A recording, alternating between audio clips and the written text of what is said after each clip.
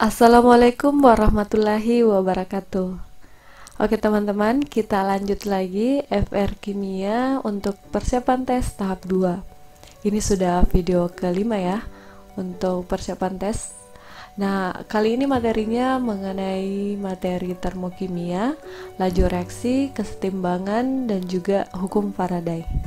Nah, sebelum masuk di bagian intinya, kalian harus ingat kembali tanggal hari ini, tanggal 25 ya, tinggal beberapa, oh ya sudah masuk di tanggal 26. Kalian bisa lihat di layar sudah jam 00, sudah jam 12 ya, sudah jam 12, sudah masuk tanggal 26 November. Kenapa saya tidak menggunakan video di YouTube di 3 video belakangan ini? Karena saya take recording videonya itu sekitar larut malam seperti ini, jadi tidak memungkinkan untuk mengambil video ya teman-teman.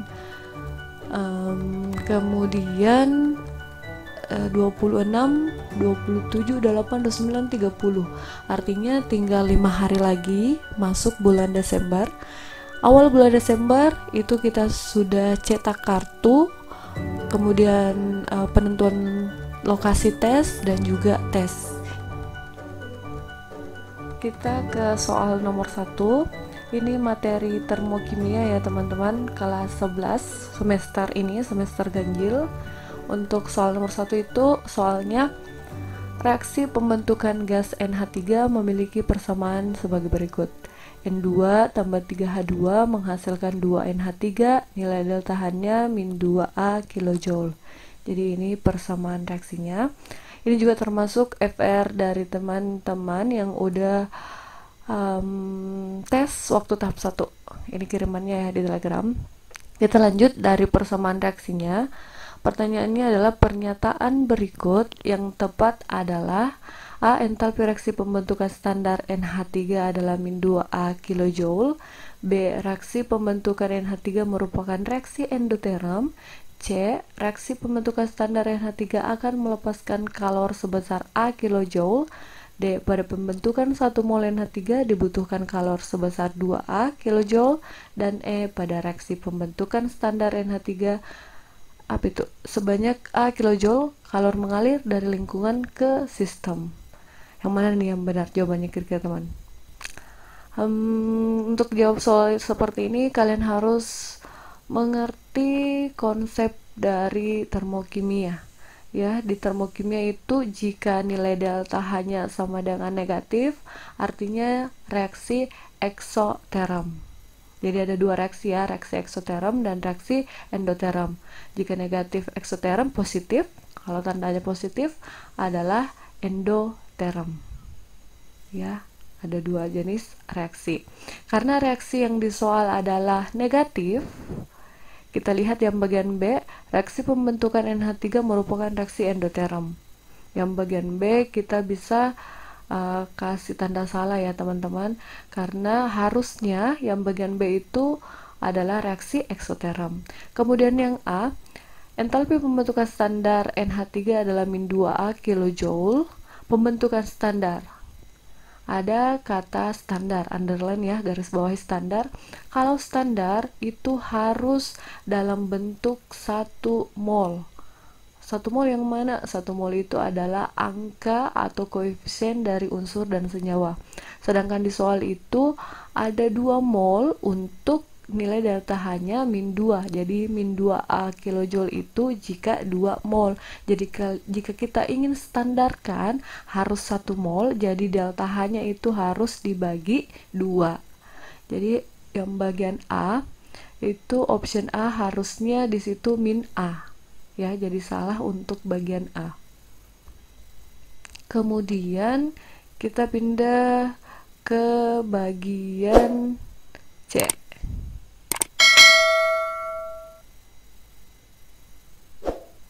Bagian C, reaksi pembentukan standar NH3 akan melepaskan kalor sebanyak A kilojoule. Melepaskan kalor, kata lain melepaskan kalor ini adalah eksoterm. Dia melepaskan kalor, melepaskan panas Jadi nilai delta H-nya sama dengan negatif.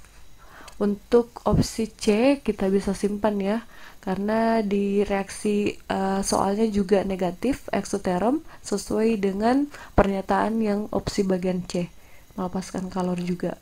Kemudian D, pada pembentukan 1 mol NH3 dibutuhkan kalor sebanyak 2A kilojoule. Kata dibutuhkan itu kurang lebih sama maknanya dengan menerima kalor.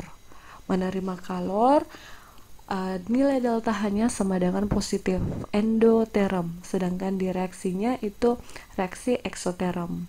Jadi salah juga untuk yang di bagian D-nya. Kemudian untuk bagian yang terakhir E, pada reaksi pembentukan standar NH3 sebanyak A kilojoule kalor mengalir dari lingkungan ke sistem. Ya, di garis bawahi lingkungan ke sistem. Pengertian dari reaksi endoterm yaitu perpindahan energi dari lingkungan ke sistem, menyerap. Jadi untuk E itu definisi dari endoterm, sedangkan di soalnya adalah negatif, eksoterm. Harusnya untuk E jawaban yang tepat adalah kalornya mengalir dari sistem ke lingkungan. Ya, seperti itu.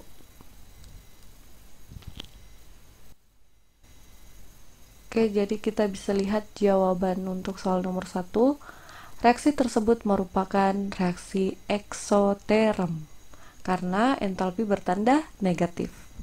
Pada reaksi eksoterm terjadi perpindahan kalor dari sistem ke lingkungan karena kalor dilepas dari sistem. Pembentukan 1 mol NH3 akan melepaskan kalor sebanyak A kilojoule, 1 mol ya. Jadi kalau untuk 2 mol itu 2A. Tapi jika kita jadikan standar, soalnya harus dalam bentuk 1 mol koefisiennya atau angka di depan unsur atau senyawa. Ingat, entalpi standar merupakan entalpi untuk pembentukan 1 mol senyawa. Soal nomor 2, seorang siswa melakukan percobaan kinetika kimia dengan mereaksikan sejumlah zat. Variabel bebas dari reaksi tersebut adalah konsentrasi zat dan variabel terikat adalah laju reaksinya. Setelah akhir percobaan, ternyata laju reaksinya meningkat pada konsentrasi yang lebih tinggi. Fenomena ini dapat dijelaskan karena kenaikan konsentrasi akan A. memperbesar suhu reaksi, B. memperbesar energi aktivasi, C. memperbesar tekanan, D. memperbesar energi kinetik melalui molekul reaktan, dan E. meningkatkan frekuensi tumbukan efektif. Yang mana nih teman-teman kira-kira jawabannya? Ini materi apa ya ini? Laju reaksi ya, faktor-faktor laju reaksi. Ada 4 faktornya. Yang pertama, konsentrasi suhu, luas permukaan, dan katalis. Jika konsentrasinya ditambahkan, maka laju reaksinya cepat berbanding lurus. Suhunya dinaikkan, laju reaksinya juga semakin cepat. Luas permukaannya semakin luas, artinya kita bisa compare antara serbuk dengan batangan. Luas permukaan serbuk itu lebih luas ya bidang sentuhnya ketimbang dengan batangan. Jadi jika kita ingin melarutkan atau mempercepat suatu reaksi, jika zatnya serbuk itu akan sangat mudah, sangat cepat bereaksi dibandingkan dengan batangan ya. Dan keempat, katalis. Katalis itu zat yang mempercepat reaksi tapi tidak ikut bereaksi. Salah satu faktor yang mempengaruhi laju reaksi adalah konsentrasi. Makin tinggi konsentrasinya, frekuensi terjadinya tumbukan akan semakin banyak. Jadi laju reaksinya juga akan semakin besar. Kita lihat di opsi yang pertama, memperbesar suhu reaksi. Itu salah ya teman-teman jawaban yang ini, karena yang ditanyakan adalah kenapa kenaikan konsentrasinya semakin bertambah. Itu karena apa? Kan konsentrasinya bertambah nih. Jadi itu gara-gara apa? Ketika konsentrasinya ditambah, apa yang terjadi? Ya, karena apa? Faktor apa? Kalau dari konsep soal bukan dari memperbesar suhu reaksi ya. Ada kata konsentrasi. Yang bagian B memperbesar energi aktivasi juga bukan. Yang C, memperbesar tekanan juga bukan ya, bukan termasuk faktor laju reaksi, itu faktor kesetimbangan. Yang D, memperbesar energi kinetik molekul reaktan juga salah, karena energi kinetiknya memang semakin besar, cuma bukan hanya di reaktan, tapi di produk juga. Yang E, jawaban yang paling tepat, meningkatkan frekuensi tumbukan efektif. Jadi semakin banyak konsentrasi dalam suatu zat yang ditambahkan, tumbukan-tumbukan molekulnya akan semakin banyak dan akan efektif, akan banyak frekuensi tumbukan efektif. Yang E ya, yang benar untuk soal nomor 2.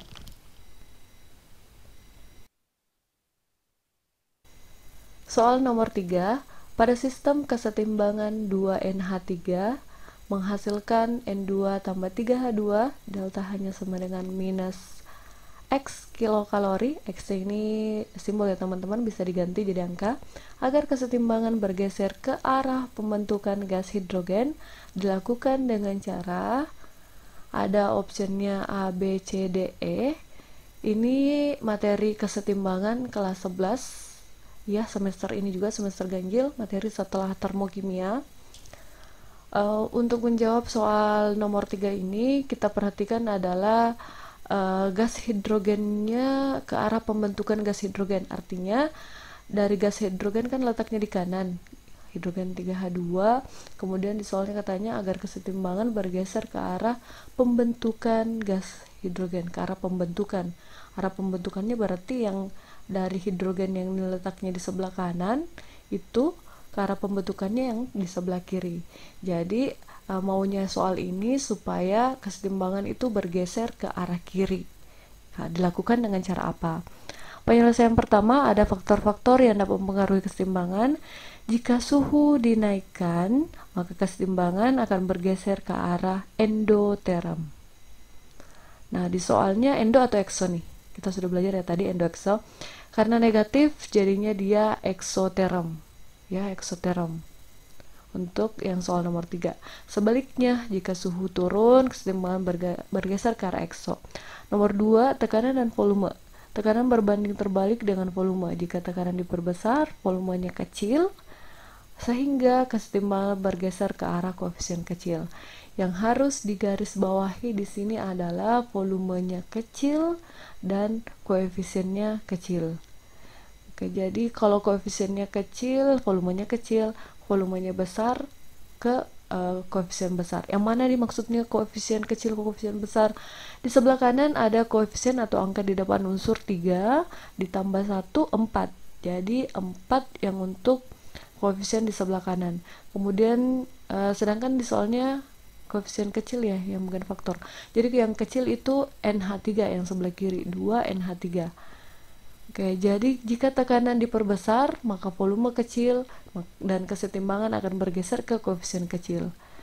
Jadi kita bisa tahu supaya bergeser ke kiri, bergeser ke NH3, tekanannya diperbesar supaya volumenya kecil dan koefisiennya bergeser ke nilai yang kecil, ke NH3. Oke. Kemudian faktor yang ketiga itu jika konsentrasi produk bertambah, maka kesetimbangan akan bergeser ke arah reaktan. Oke, ini produk ya teman-teman, hasil reaksi. Kemudian yang sebelah kiri NH3 itu adalah reaktan. Jika konsentrasi produk ditambah, maka kesetimbangan akan bergeser ke kiri. Kebalikannya, jika NH3-nya yang ditambah, kesetimbangan akan bergeser ke kanan. Oke, kita lanjut ya. Yang tadi itu ada keliru di bagian option, memperbesar tekanan ya harusnya di sini. Mungkin yang memberikan FR lupa-lupa ingat mengenai optionnya.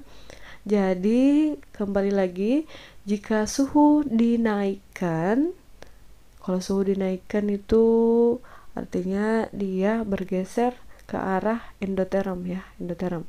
Jika suhu dinaikkan, maka reaksi akan bergeser ke arah endo. Ini kan exoterm. Nah, ini produknya juga exo, yang sebelah kiri endoterm.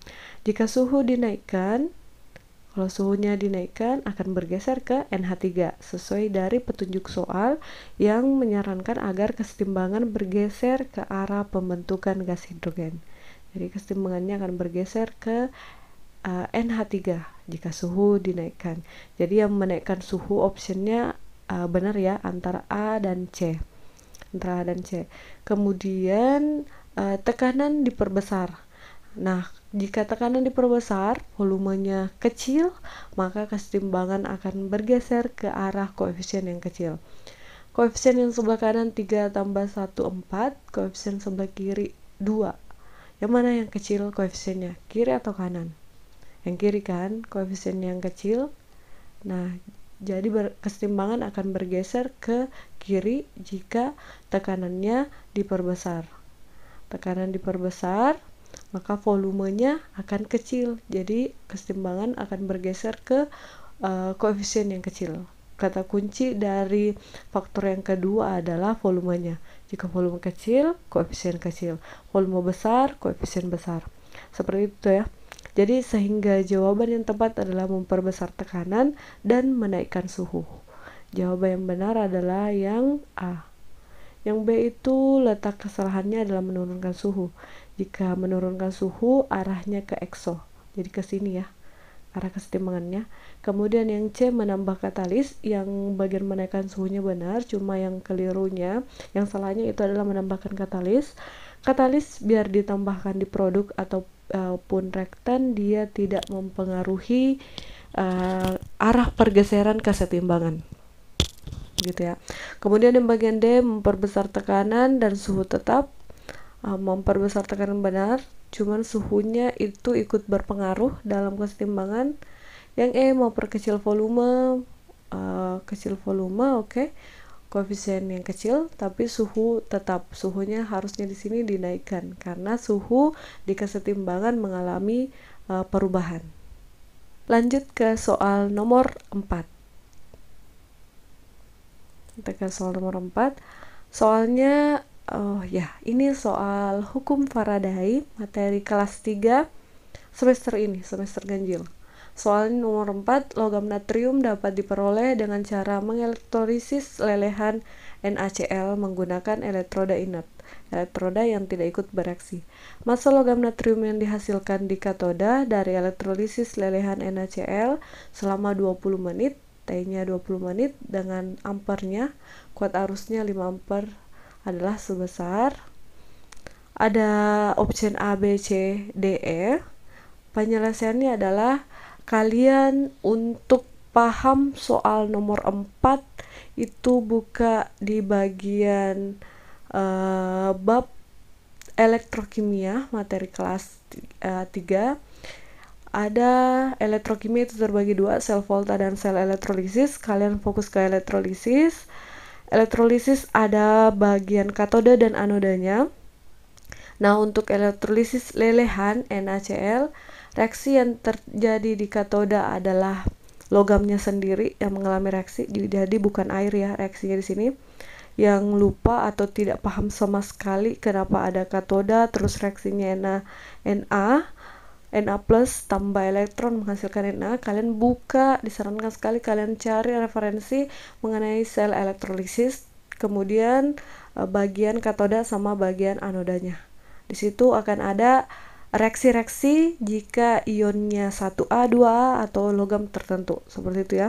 Untuk soal nomor 4, perubahan Biloxnya kembali plus 1. Yang ditanyakan adalah massa logam yang diendapkan di katoda. Rumusnya untuk hukum Faraday adalah weight. W sama dengan E kali I kali T per 96.500. Yang 96.500-nya ini adalah ketentuan. Oke. E ini adalah berat endapan. Rumusnya AR per valensi. AR katoda, katodanya kan Na. Jadi ada di soal AR Na itu 23, valensi atau muatannya sama dengan 1. 23 per 1 kali I ini adalah kuat arus 5 ampere dikali T, waktunya 20 menit. Nah, diubah ke second, detik, jadi 20 dikali 60 per 96.500. Ini 1 mol elektron ya. 1 Faraday 96.500 sama dengan hasilnya 1,43 gram. Jadi jawaban yang benar adalah yang A. Mudah ya untuk soal nomor 4 seperti ini. Kalian harus pahami yang susahnya adalah bagian elektrolisis. Tapi untuk orang-orang kimia, saya yakin yang mengajar di kelas 3 itu sudah hafal mengenai elektrolisis, materi bagian elektrolisis katoda dan anodanya. Soal nomor 5. Soal nomor 5 ini energi ikatan masuk di materi termokimia kelas 2 ya. Diketahui energi ikatan rata-rata ada C rangkap 2, tunggal, H, dan CH.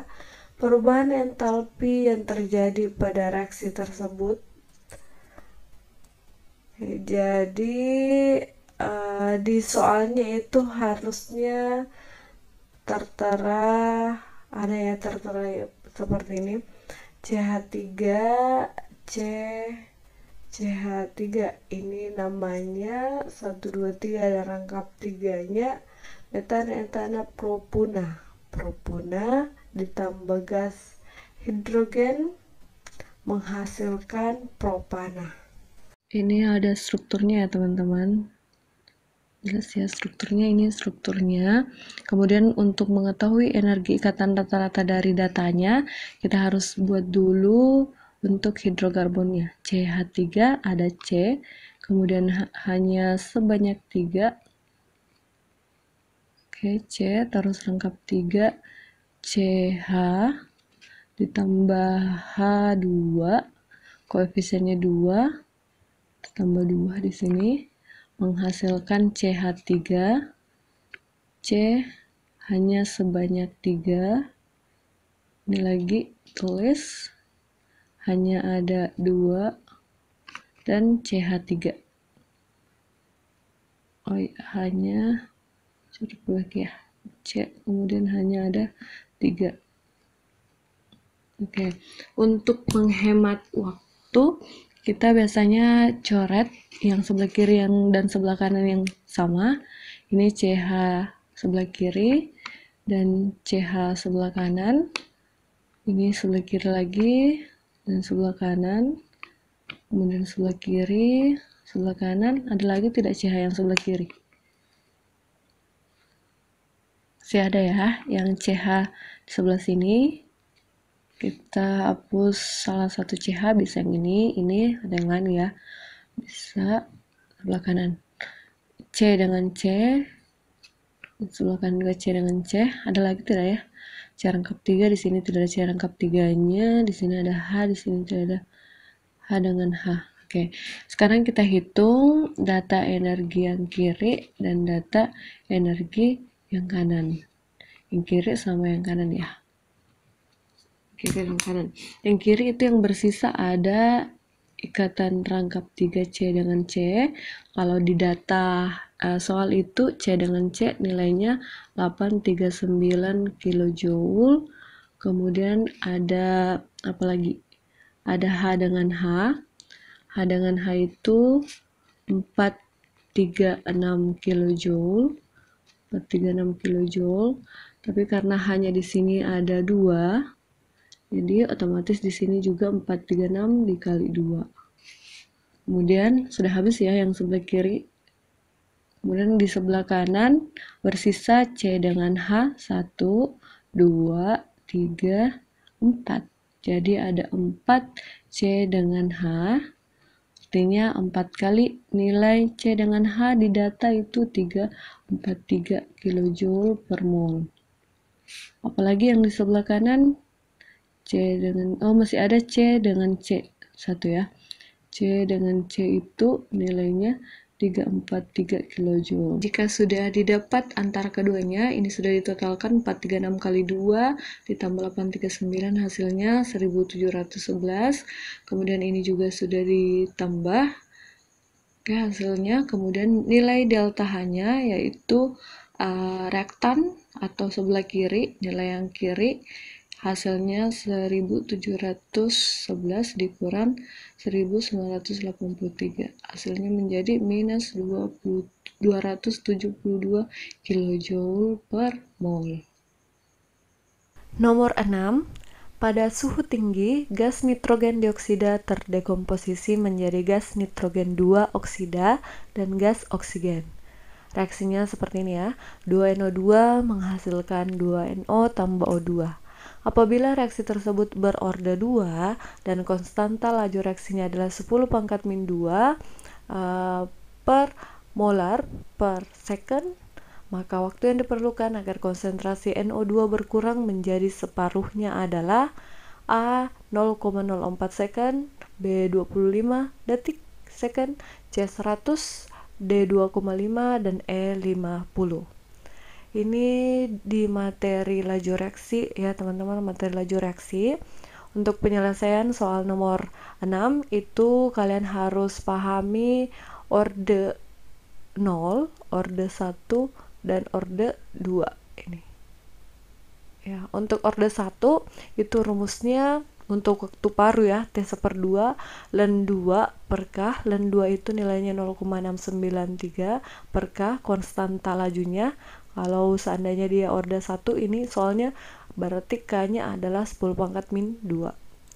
Jika orde reaksi 2 waktu paru orde 2 itu rumusnya T/2 sama dengan 1 per K kali konsentrasi A0.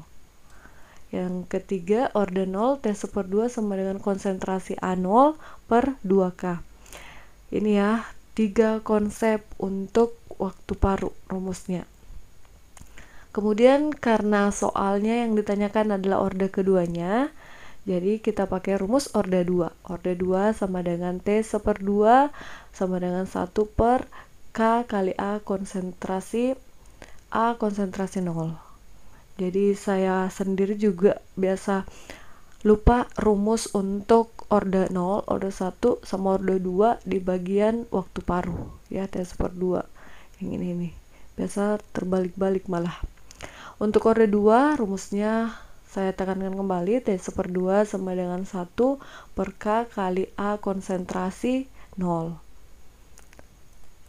T/2 sama dengan 1, nilai K-nya ada di soal 10⁻², itu nilai konsentrasinya ya, konsentrasi A0 ini adalah konsentrasi awal ya, artinya dia konsentrasinya tidak ada disebutkan di soal, jadi kita bisa misalkan jadi 1. Kemudian 1, 10⁻² itu sama dengan 0,01, 1 dibagi 0,01 hasilnya sama dengan 100 detik.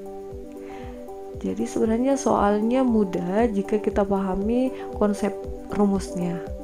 Seperti itu ya untuk bagian kimia. Jadi ada orde 0, orde 1, dan orde 2. Kalian coba latih-latihan cari soal yang untuk orde 2 dan orde 1 ya.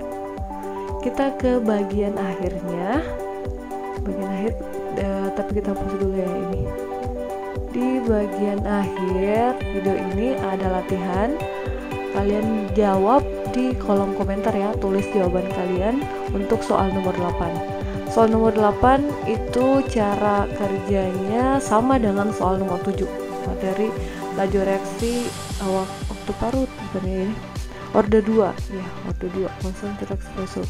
Senyawa A dan B bereaksi membentuk C dan D dalam reaksi yang diketahui merupakan reaksi orde 2 pada A dan secara keseluruhan.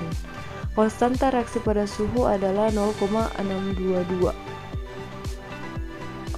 Jadi yang ditanyakan adalah berapa menitnya. T/2-nya juga dengan menggunakan rumus orde 2. Nilai K-nya ini ya teman-teman, 0,662 liter per mol. Materi untuk video kelima ini cukup ya teman-teman. 1, 2 ada 7 nomor kurang lebih materi perhitungan. Saran saya kalian tulis kembali, apalagi ini materi perhitungan sangat-sangat direkomendasikan untuk menulis sambil belajar, karena kalau belajar di YouTube save, YouTube-nya yang semakin pintar ya. Kita kalau mau belajar itu apalagi perhitungan nanti pada saat tes tanpa kalkulator manual, jadi harus terbiasa mulai dari sekarang. Oke, see you teman-teman.